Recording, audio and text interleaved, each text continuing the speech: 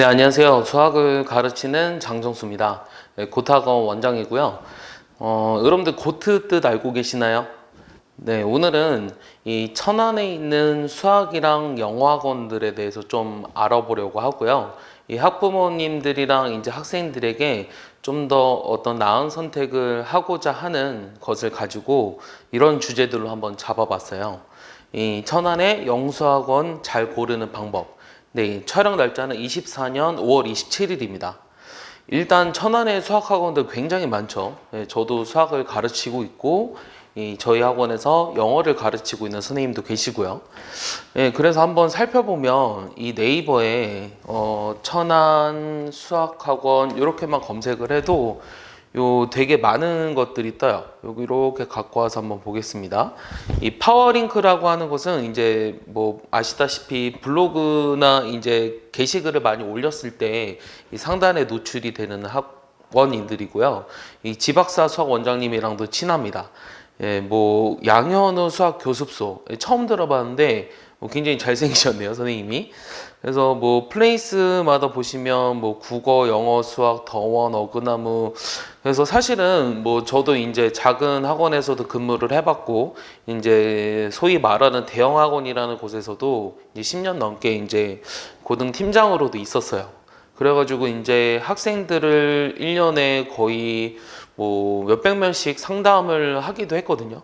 예, 그래서 이제 이 천안의 어떤 생리라든가 특히 고등학생들이 이제 갖춰야 할 어떤 공부 자세, 그리고 어떻게 준비해야지만 자기가 원하는 대학을 갈 수 있는지. 저는 이제 학생들한테 좋은 대학, 나쁜 대학이라고 말하지 않아요. 뭐 서울대가 무조건 좋은 대학이다, 뭐 연세대가 고려대보다 뭐 더 좋은 대학이다, 이렇게 생각하진 않아요, 개인적으로는. 근데 이제 학생들을 가르치다 보면 이제 자기가 원하는 대학들이 있을 거 아니에요? 그 대학의 목표를 이루기 위한 첫 번째 지금 자신의 목표를 이루기 위한 첫 번째 도전을 하고 있잖아요. 이 수험 생활이라는 게 생각보다 쉽지는 않아요. 근데 제가 이제 학원 강사를 한 지 거의 만으로 한 14, 15년 정도 된 것 같은데 고등학교 1학년 첫 수업에 들어가면 항상 제가 하는 게 있어요. 뭐냐면 이 자신의 그 진로와 그 다음에 목표하는 대학과 그 다음에 어떤 전형으로 무슨 과를 갈 건지를 한번 적어봐라. 그럼 이제 10명 중에 7명은 서울대 쓰거든요. 그럼 뭐 아직 정하지 못한 학생들도 있다, 이렇게 쓰는 학생들도 있어요. 그런데 그 써놨던 것들을 제가 3년 동안 보관하고 있다가 이제 그 수능 끝나고 이제 입시 치르고 나서 한번 비교를 해보면 실제로 그 대학에 가는 학생들이 뭐 6개 정도 적었거든요. 그럼 그 안에 있는 대학을 가는 학생들이 10명 중에 잘하는 학생이요. 제가 가르쳤던 학생들은 그래도 나름 학교에서 정규권 안에 드는 학생들이었는데 그 학생들조차도 원하는 대학에 가는 학생들이 한 30% 비율밖에 안 돼요. 왜냐면 학생들은 진로가 변하기 때문이에요. 요즘 이제 중학교 1학년 때부터 이제 뭐 진로 체험 학습이다 해가지고 원하는 진로를 찾아서 이제 그 꿈을 향해서 우리가 달려 나가기에도 시간이 부족하다라고 하지만 이 대부분의 학생들은 자신의 진로를 고등학교 3학년 때까지 못 정하는 경우가 많아요. 왜냐면은 이 진로라고 하는 것은 예를 들어 의사가 될 거야, 뭐 나는 간호사가 될 거야, 이렇게 구체적인 목표가 있는 학생들도 있지만 사실 대부분의 사람들은 회사에 취직을 하잖아요. 그래서 회사원이 목표다라고 하는 학생들은 또 없거든요. 자영업이 목표다, 나는 스타트업이 목표다, 아니 뭐 나는 연구원이 목표다, 과학자가 목표다, 뭐 선생님이 목표다, 뭐 이런 이제 구체적으로 있는 학생들도 있겠지만 거의 대부분 그런 걸 정하지 못해요. 왜냐하면 일단 천안은 지방이다 보니까 이 지방에서 경험할 수 있는 것들이 상당히 제한적이에요. 그리고 이제 뭐 학부모님들께서도 잘 아시다시피 뭐 이제는 정보가 너무나 이제 많이 제공이 돼서 이제 학생들이 찾아보고 관심만 있으면 책도 읽고 동영상 유튜브도 보고 할 수 있지만 이 학생들이 그런 걸 많이 본다고 해서 자신의 진로를 쉽게 정할 수는 없어요. 왜냐면 저도 학원 강사 15년째 하고 있지만 이 일이 사실은 저는 좋아서 하고 있거든요. 이 학생들을 가르치는 게 좋고 그것으로부터 보람을 좀 느끼고 그런데 그런 모든 일들이 사실 이 직업이 된다고 하면 사실 힘든 거잖아요. 뭐 예를 들어 나는 게임이 좋아서 게임 프로게이머가 됐는데 이게 뭐 지금 현재 되게 잘 나가는 뭐 페이커처럼 저도 이제 얼마 전에 알았거든요. 어마무지한 연봉을 받더라고요. 예, 깜짝 놀랐는데 뭐 그런 분들처럼 이제 어떤 한 분야에 대한 성공을 이제 이루고 그 분야를 계속해서 지속해서 나갈 수 있다라는 거는 쉽지 않거든요. 네, 그래서 이제 학생들이 이제 여러 어떤 진로적인 고민이나 학습적인 고민을 이제 가지고서 학원을 선택하게 돼요. 그래서 이제 이 여러 학원들 중 제가 근무했던 뭐 페르마 학원, 저랑 이제 친한 원장님들이 있는 탑시크리트 학원, 뭐 어그나무 학원, 와이즈만 학원 되게 많아요. 페이지 학원. 요즘 지금 말씀드린 학원들이 사실 수학에 있어서 천안에 있는 어느 정도 규모가 있는 학원이에요. 물론 이제 제가 모르는 학원들도 많겠지만 이제 수학 같은 경우는 이제 영어는 뭐 닥터윤, 이제 수학은 페르마, 그다음에 어그나무, 와이즈만, 301 뭐 이렇게 나뉘어져 있단 말이에요. 대형 학원들은. 근데 이 대형 학원의 선생님들이 제가 근무했을 때만 해도 거의 35명. 그래서 사실은 이 학원을 보고 갔는데 이 학원의 어떤 시스템이 이 개개인별로 다 똑같아야지만 이제 어떤 학원의 효과를 볼 수 있는 거잖아요. 근데 이 대형 학원 같은 경우는 이 가르치는 선생님이 누구냐에 따라 그 시스템이 조금씩 달라지는 경우도 있어요. 그리고 이제 뭐 저는 이제 애들이 좋고 또 애들도 저를 좋아하고 해서 이제 꾸준히 가르치고 있지만 그냥 이 강사라는 것을 직업적으로만 생각하는 뭐 주 7일 중에 뭐 5일 정도 근무하고 6일 정도 근무하고 급여 받고 워라밸을 즐기고 싶고 이렇게 생각하는 사람들도 있어요. 근데 사실은 제가 이제 어렸을 때부터 이제 학생들을 강의해 왔는데 그런 선생님들은 오래 가지 못해요. 왜냐면 첫 번째 이유는 그런 강사들이 일단 왜 오래 가지 못하냐? 일단은 금방 이제 선생님이 교체가 되거든요. 그럼 그 학생이 믿고 따랐던 선생님이 교체가 된다는 것은 학원 입장에서도 안 좋고 학생들 입장에서도 안 좋아요. 그래서 가급적 이제 학부모님들도 원장한테 수업을 듣고 싶어 하겠죠. 왜냐하면 이제 원장은 사실 바뀌는 경우가 많이 없으니까. 예, 근데 이제 모든 학생들이, 근데 대형학원 같은 경우는 이제 원장이 뭐 최하위권을 절대로 들어가진 않겠죠. 상위권을 들어가는데 상위권은 이제 소위 말하는 이제 천안에서의 몇 프로.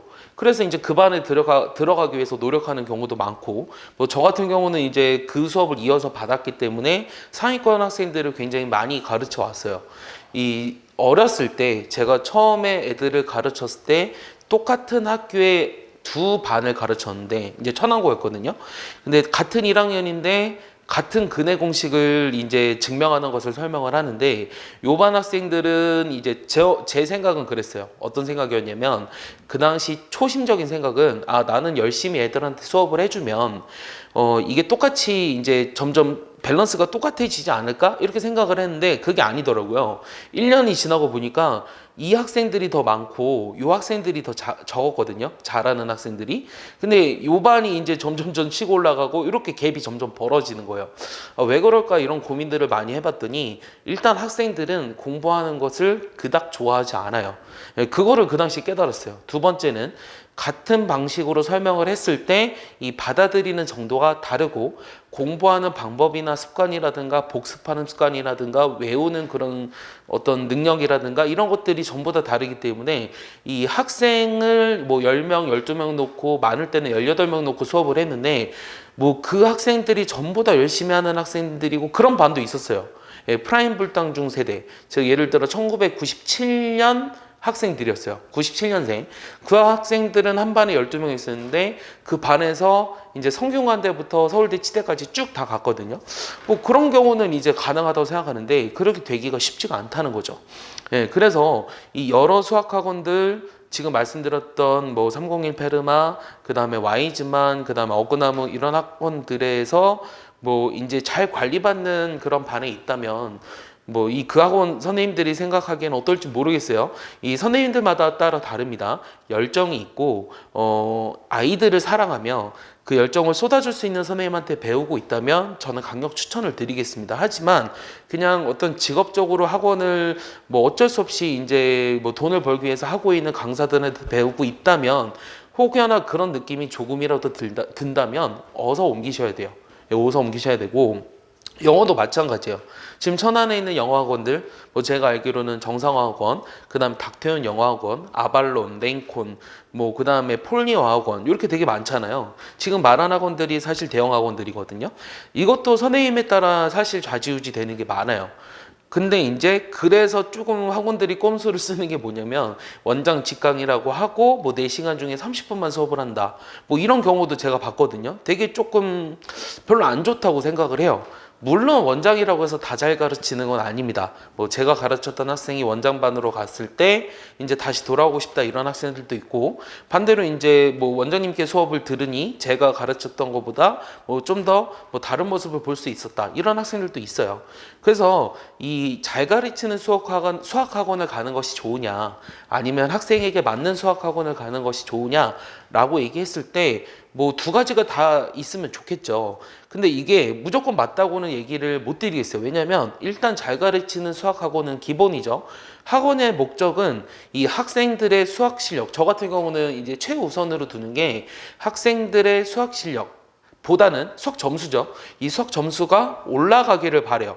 얘가 수학을 잘하게 돼서 앞으로 뭐 허준이 선생님처럼, 허준이 교수님처럼 뭐 그런 필지상을 탈 게 아니잖아요. 예. 우리가 뭐 그런 영재를 키워서 어떤 수학자를 만들고자 하는 게 목표가 아니고, 이 대학 수학 능력 시험이라는 어떤 목표, 어떤 대학별 고사라는 목표 안에서 그 정도 수학을 조금 이제 좀 편안하게 풀고자 하는 그런 목표를 이제 심어주고 싶은 거죠.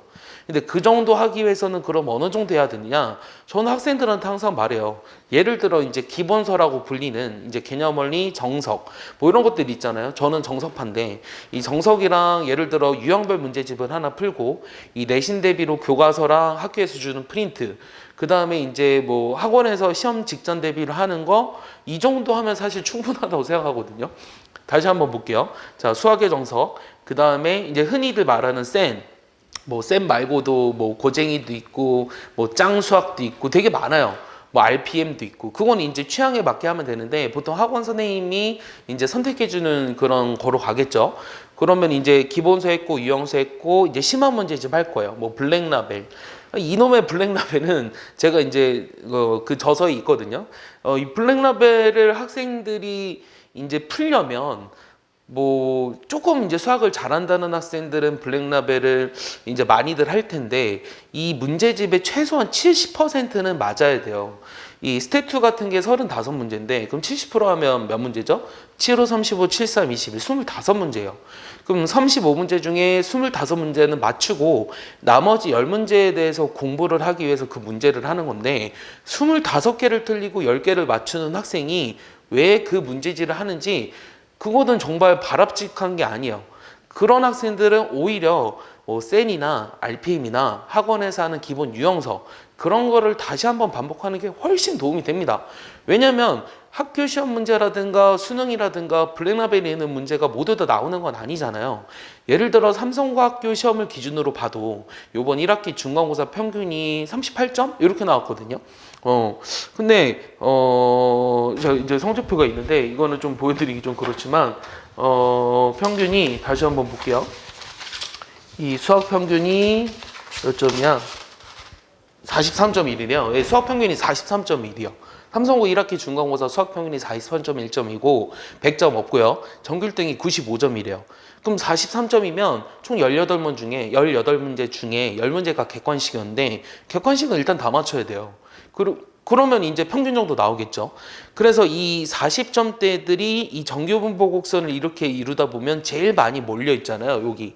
그래서 요 학생들이 제일 많은 거예요. 그럼 요 학생들이 이제 어떤 등급을 받냐면 이제 3, 4, 5, 6등급을 받겠죠. 흔히 이제 퍼센테이지로 따지자면 1, 2등급 애들과 이제 7, 8, 9등급 애들은 이제 조금 적어요. 3, 4, 5, 6등급 애들이 제일 많고 나머지 1, 2등급과 7, 8, 9등급은 적다 그랬어요. 그러면 요 학생들이 이제 대부분 할 수 있는 걸로 수업을 짤 텐데, 물론 이제 1등급만 모여있는 학생들 같은 경우는 뭐 그 학생들을 위해서 수업 자료를 만들겠죠. 이 삼성과 학생들이 제일 많이 다니는 영어학원, 그 다음에 수학학원이 제가 듣기로는 대치명인이에요. 뭐 대치명인을 비난하고자 하는 건 아닌데, 한 반에 40명 학생들을 두고 이제 수업을 한다는 것은 그 난이도의 편차를 가늠할 수가 없어요. 예. 그 정도 되려면 학생들이 되게 부지런해야 되고, 이 주어진 자료도 이 학생들이 골고루 이제 받아들일 수 있게 짜임새 있게 해야 돼요. 그러려면 서울에서 오시는 선생님들이 절대로 할 수가 없어요. 왜냐? 거기 시간 투자를 굉장히 많이 해야 되거든요. 그냥 난이도 어려운 문제 몇 개 넣어놓고, 야, 이런 거 중요하니까 이런 거 해야 돼. 이렇게 하고 시험에 안 나오면 땡. 그래서 이제 거기 다니는 학생들도 편차가 심한 거죠. 그러면 이제 그런 학생들은 어디를 다녀야 되냐? 학생 맞춤을 다녀야 돼요. 이제 강의식 수업과 이제 지금 이제 개별 맞춤 수업, 즉 학생 맞춤 수업이라고 표방하는 저의 수업 방식을 말씀을 드리면, 이제 이 한 교실에 보시면 이제 책상이 369, 12, 15, 16, 16개 정도 있는데요. 여기 반이 꽉 차진 않죠.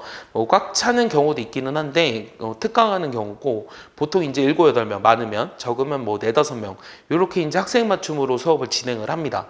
그러면 이 학생 맞춤으로 했을 때 장점과 이 판서 수업을 했을 때 장점은 뭐냐? 이 판서 수업을 하면 선생님이 편해요. 네, 선생님이 왜 편하냐? 자신이 준비해온 것만 잘 가르쳐서 질문을 적당히 받고 넘어갈 수 있어요.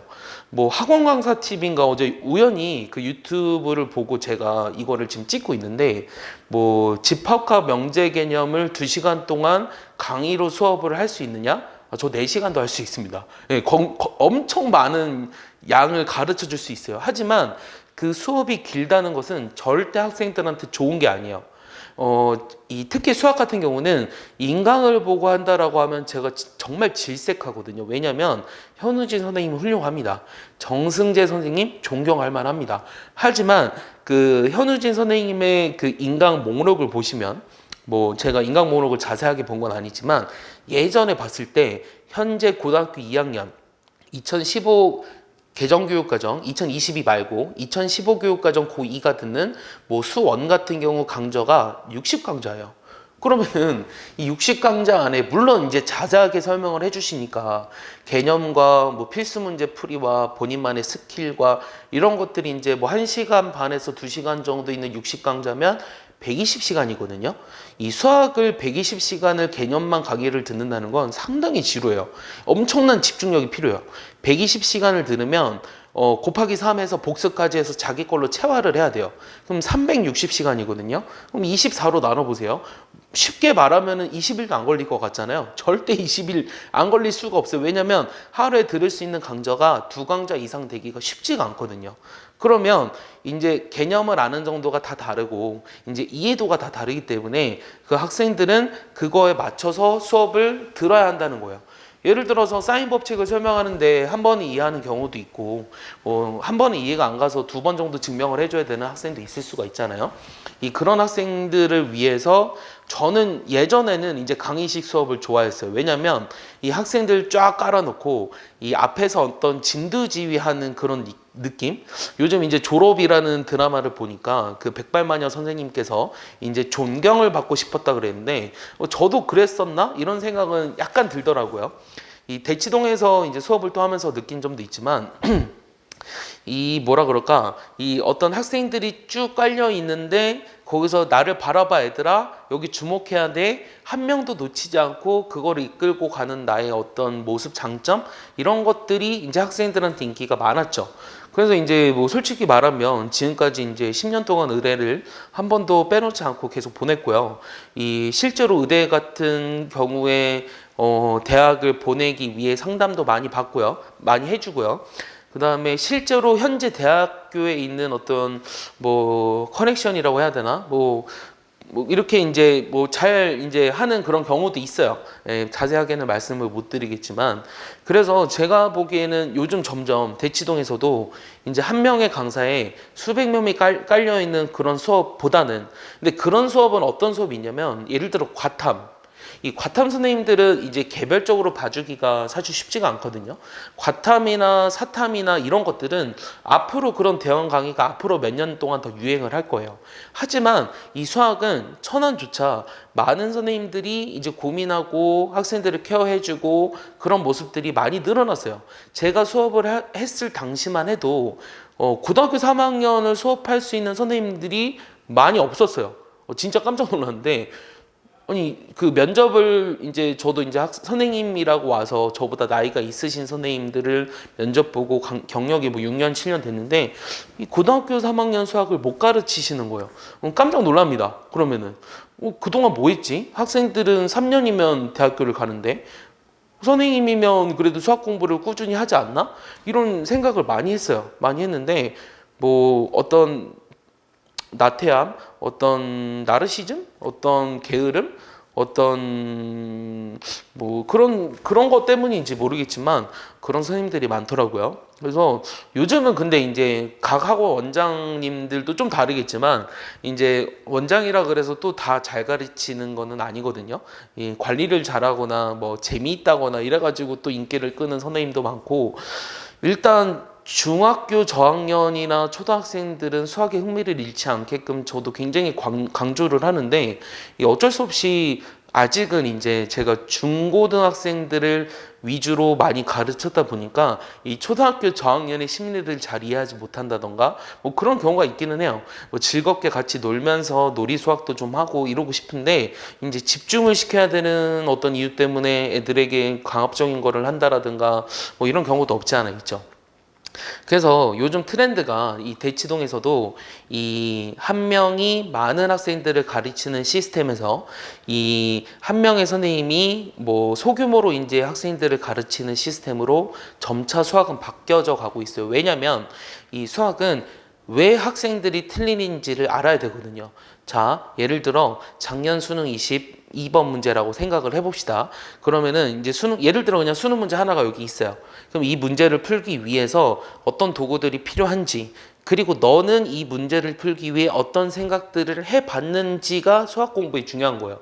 수학 공부는 물론 문제를 풀어서 맞춰서 동그라미를 맞아야 되지만 그 전까지 어떤 생각의 흐름이라는 거를 잘 따라와야 되거든요.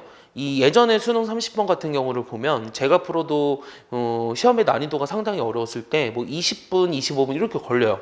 그럼 수험생 입장에서 수능 당일날 그 문제를 풀기 위해서는 거의 40분에서 45분 정도 걸리거든요. 그럼 29문제를 40분 안에 끝내고 나머지 한 문제를 3, 40분을 투자해서 풀어야지 100점이 나왔던 시절이 있어요.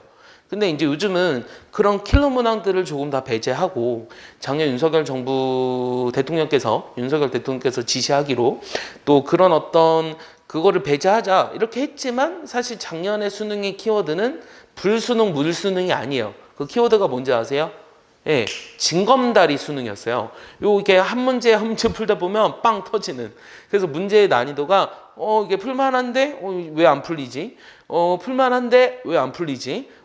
풀만한데 왜 안 풀리지? 이런 징검다리 수학의 어떤 문제였단 말이에요. 그래서 애들이 이제 굉장히 어려워했죠.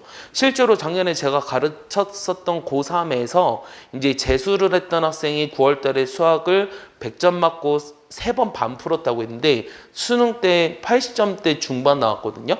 그런 거 보면 이제 난이도의 차이를 확실히 느낄 수 있죠.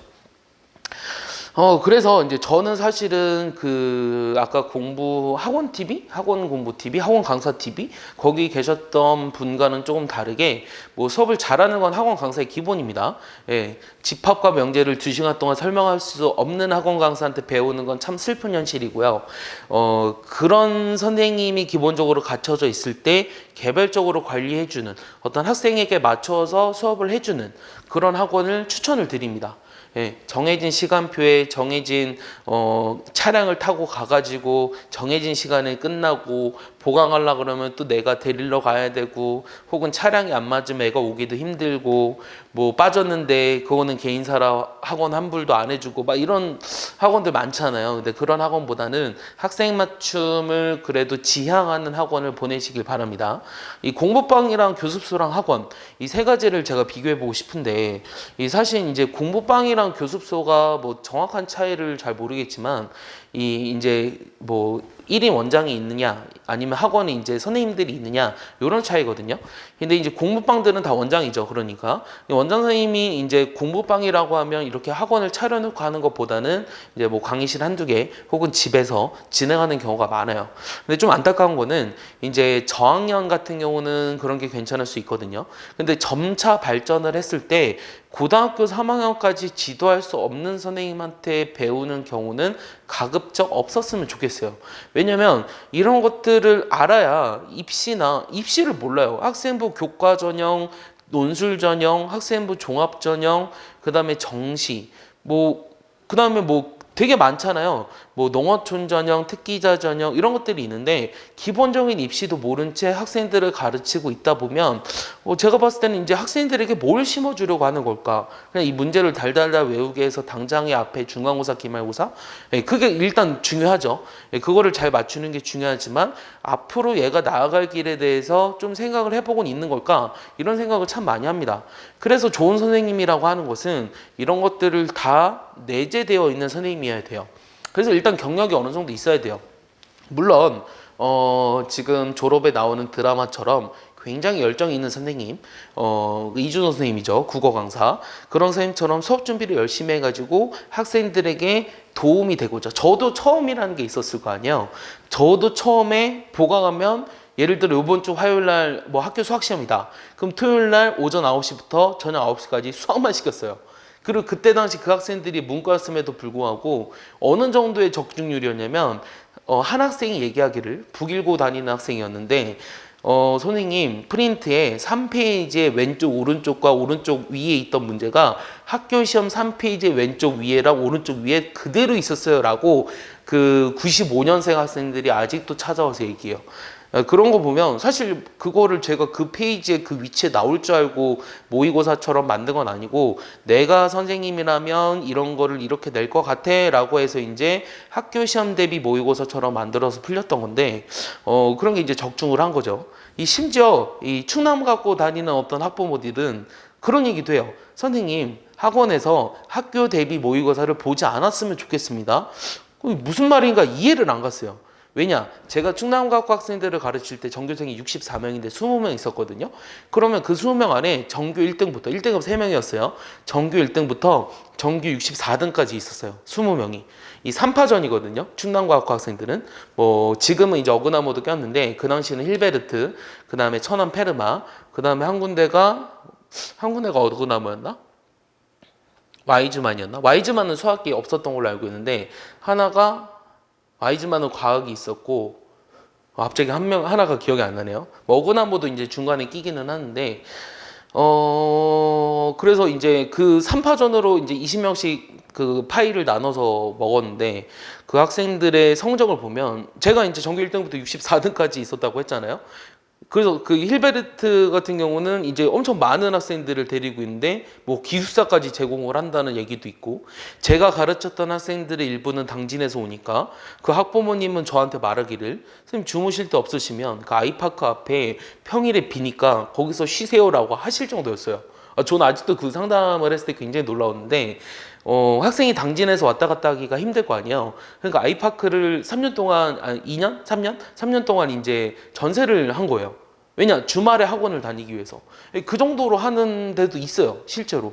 정말 놀랐어요. 그 어머님이 아직도 기억합니다. 저는.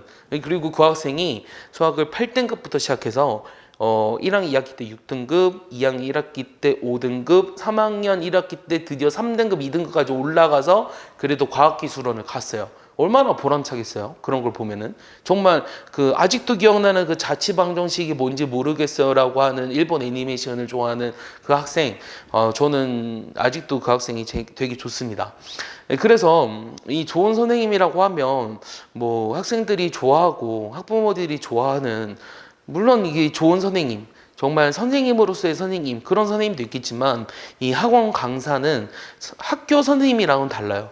제가 만약에 학교 선생님이었으면 학업에 더 충실하기보다는 학업도 학업이지만 인성과 어떤 이 학생이 자라남에 있어서 필요한 것들을 더 많이 이제 하겠지만 학원에서는 이 정보가 빨라야 되고요. 이 입시 변화에 대응에 굉장히 앞서 나가야 됩니다.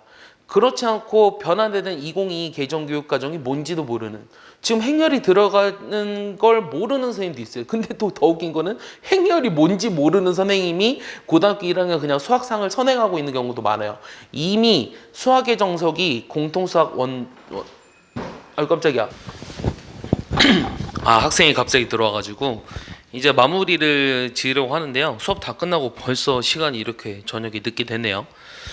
그래서 제가 말씀드리고 싶었던 거는 오늘 이제 천안에서 영어 수학 학원을 고르는 방법, 어떤 선생님한테 배우는 게 좋은 것이냐, 학원에게 광고에 속지 않았으면 좋겠다라는 점, 그리고 제가 봤을 때 선생님이면 학원 선생님이 가져야 할 가장 제일 중요한 덕목은 일단 애들을 사랑해야 돼요.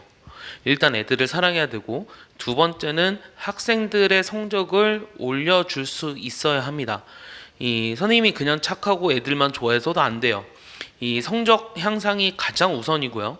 거기에다 덧붙여서 너무 그 학생들을 나무라거나 그러기보다는 학생들 개개인의 라포 형성을 통해 이제 잘 이끌어줄 수 있는, 그리고 고등학교 3학년 때까지 쭉 이끌어줄 수 있는, 그리고 입시 또한 알고 있는 그런 선생님한테 꼭 배우셔야 됩니다. 그거를 꼭 강조하고 싶고요. 뭐 대형 학원들, 뭐 소형 학원들 되게 많잖아요, 천안에. 뭐 각각의 장점들이 있습니다. 꼭 맞는 학원 선택하시길 바라며, 이미 아까 말씀드렸다시피 마지막에 그 뭐 잘 모르면서 이제 가르치고 있는 선생님한테 이제 배우는 것보단 이제 잘 알고 있는 선생님한테 배웠으면 좋겠고, 이미 수학의 정석이 공통 수학 1 나왔습니다. 예, 그거 안에 행렬 들어가 있고요. 경우의 수가 이미 단원이 바뀌어서 들어가 있어요. 이미 그거 다 알고 있는 상황에서 배우고 있는 것과 그런 사람한테 배우고 있는 것과 그렇지 않은 것의 차이는 분명히 나중에 생길 거고, 이 변화된 입시에 흔들리지 않는 수학을 가르칠 수 있는 선생님한테 꼭 배우길 바래요. 알겠죠? 예, 부모님들도 그런 선생님을 잘 찾아서 선택해 주시길 바랍니다. 예, 이상 고학원의 원장 장정수였습니다. 예, 감사합니다.